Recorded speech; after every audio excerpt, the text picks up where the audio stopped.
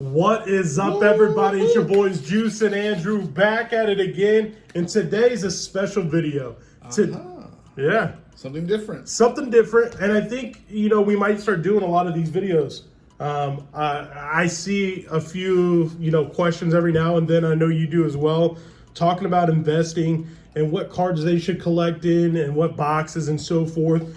This video, I want to do something a little different. Okay. I think we need to look at the top 10 modern cards that are not named Charizard. Okay, not Charizard. Not Charizard. You know your famous saying, not Charizard. Not Charizard. Not Charizard. So do me a favor, give me your first one. Now, this is not going to be in any order. Any particular order. And it might be 10, we'll call it 10. We're just going to give you a list of cards that we feel you need to get out there and collect and even grade, because PSA 10s are just going to go... Yep. Continue to go up. If you're going to say that, we're going to start out with Unbroken Bonds. Ooh, Unbroken Bonds. Okay. Yep. What's the first card? Reshiram and Charizard. I remember. It's not supposed to be Charizard. Right. It's a Reshiram and Charizard. Nothing with Charizard. Oh, that's nothing with too Charizard. Easy. Okay. That's too easy. I would say Blastoise GX Rainbow Rare. Okay, Blastoise GX Rainbow Rare. That's actually on my list as well. Yep. I had multiple PSA 10s of this card. I have a loose version of it. I think I got another version graded. That card is absolutely phenomenal. It's one of the more difficult cards to pull in this set. I think it's the second most difficult card to pull.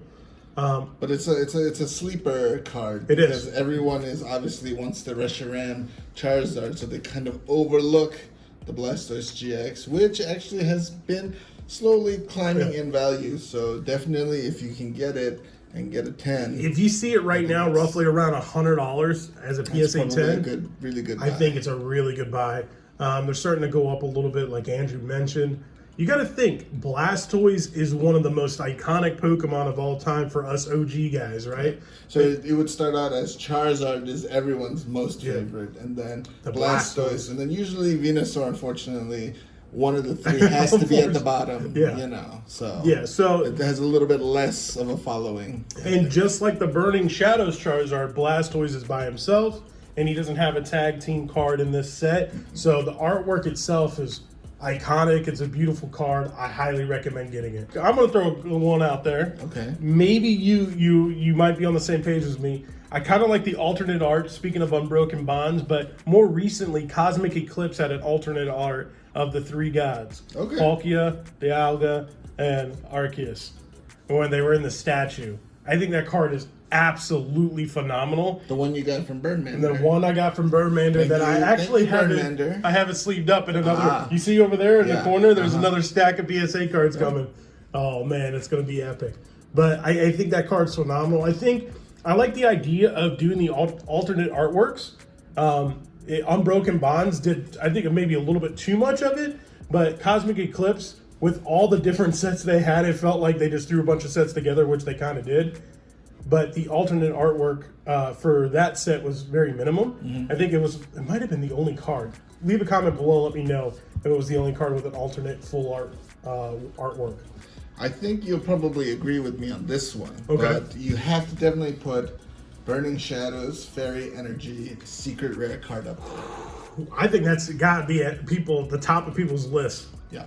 That card, let's be real, it's no longer there. It's no longer. It's Fairy no longer Energy valid, is no longer a card that's playable. It's not playable. It's not being made anymore, and there's no more Fairy type Pokemon. Yeah. So it's definitely a card that if you can get your hands on, you definitely want to get it. Probably get it graded if you feel like it'll get a 9 or a 10, because that'll be a good future investment. 100% agree. And it's hard to get a Burning Shadows nowadays in a 10. It's extremely difficult to get that card. Burning Shadows. Yeah. At a reasonable price nowadays, because obviously it's finished its print run, and it's now past last call, I think, or it's way past last call. And once they start running out of supply, it's just the box value is gonna go up, and then it's gonna just be that much harder to find. Agreed. It was one of the first cards I actually chased on this channel. One of the very first cards I chased on this channel. It was out of Shining Legends. Oh. Out of Shining Legends. The Mewtwo. The test tube Mewtwo, or lab tube, or however you want to call it. I don't know. I don't know what the kind of tube it is. We call it the test tube Mewtwo here on the channel. But that card itself is iconic. It's a scene where Mewtwo is being created or is held captive, in whatever laboratory. Part of the story you're in, but he's in the laboratory. He is being created, it looks like. He's got everything connected to him. It is one of the most iconic cards I've ever seen. It's, again, an alternate. I don't know if it's a secret rare in that set or not. I have to double check. But that artwork alone is phenomenal. Yep. Highly recommend. And it wasn't a set that was made into a booster box or anything. So it's packs that you would only find in like the specialty boxes or part of another collection of, cards. So it makes it kind of difficult to really obtain. This one's off-centered, but I think that this one. Yes, the Lugia. From Lost Thunder. Yeah. I think Lugia is obviously a card that everyone likes to chase. Lugia is... It's iconic, too. Yeah, it's the Charizard of Gen 2. Yep. It's a card that a lot of, 25 to 28, 29-year-olds, we're in our 30s, so we grew up with the base set. And then that Gen 2 is, the generation, we're a little bit younger than we are anyway, right behind us. So it's their card. I agree that's on the list as well. If you can get the Rainbow Rare Lugia, I highly recommend getting it. The next card on the list, I think both you and I can agree on. It's going to be the Unified Minds card with the Mew and Mewtwo Rainbow Rare. I think that card, right now it's super playable. Yep. So the value is really high, but the collectability of that card, I think it'll go up. You have it's the first two legendary, I guess. I mean, there's a couple other legendary with the birds and stuff when they first came out, but Mew and Mewtwo were like, we thought they were the gods of Pokemon. We thought we thought Mew was the god of Pokemon that created everything right off the bat, and obviously Mewtwo was obviously created from. Parts of Mew and man-made, but that, obviously now with the story and Arceus and so forth, but when we were kids, Mew was it, and then Mewtwo was right there next to Mew. So to get those two cards, iconic, the ancient Mew. Man, the ancient Mew. It's like all of the cards we're talking about, we have like next to us. Yeah, almost. Almost, yeah. But yeah, the Mew and Mewtwo card, highly get that card right now. It's roughly, the PSA 10 is roughly around $250, I believe. Oh, okay, wow. So I still think it's right around a good price range. I think the card it's just going to go up from here. I think that's going to be, you'll probably see that card hopefully, for me anyway, because I have by the end of the summer, not end of summer, but end of the year, get up there probably to over the $300 mark and then continue to climb. Now, these are investments you want to keep on for a bit. It's not going to they're going to increase in value overnight. Right. You got to think of the long-term investment. These are what we would call long-term investments. Correct. Or, we'll definitely get into other stuff about quick flips, when you want to just turn it around and just make a quick profit. But for everything we're talking about now, we're talking about like maybe a year or two down in terms of investment. Agreed. Yep. So what's the next card? Give me a card. For me, I would say Hidden Fates, the Cynthia Full Art. Ooh. That's a good one. It's That's a one that we've pulled a couple times, and they've definitely graded in 9s and 10s, and definitely a card that has a lot of value. Yeah. Cynthia was quite playable. Very playable card. I think that's why you originally saw the huge price increase right away. But now with Hidden Fates becoming so desirable, the prints of current Hidden Fates, like print run 3, they've all been offsetted like crazy. So it's hard to get that perfect card. And if you're chasing PSA 10s or if you're a PSA 9 collector, you really want to get... It's a little shot at dude luck. Yeah. But there's nothing wrong with PSA 9s. We both have not plenty. Anymore now. Because they're finally catching up and being just as valued as 10s because 10s are just too out there. So what's next? 9s. But that Cynthia Full Art, Cynthia is an iconic character within Pokemon. I definitely think that's a card. And its ability was... very useful in the TCG. Sure. And I think, originally that's what gave it the click from a collectability standpoint. It's a beautiful card, beautiful artwork. and one of the best characters probably in Pokemon. All right, so my next, I don't know if you actually have this one on your list or not. Lump them together, and it's going to be the evolutions. Oh, is that fair? I mean, all right. so I'll let it slide this time. When you think about it, you're right, because at the end of the day, there are certain ones that hold a little bit more. The Umbreon, the Espeon are probably more valuable with the Sylveon. Those are the top three. Yeah. But the Leafeon is also the Leafeon and Glaceon.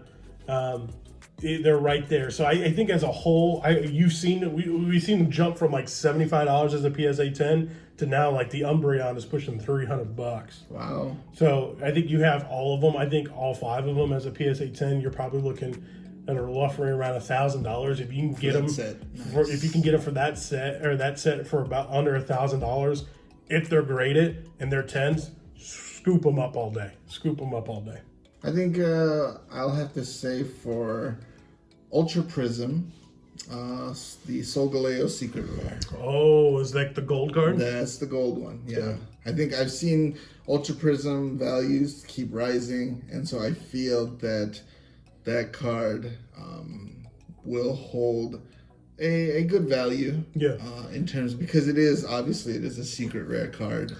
So there's, I believe, 2 secret rares. It's the Solgaleo and the oh my goodness. Is it Lunala? Yeah, Lunala, yep. gold card. And I feel the Solgaleo is a little bit more of an investable piece than maybe the Lunala. So it kind of reminds me of the Zacian gold card out right now. Yeah. Only because they're both, when they were introduced as new Pokemon.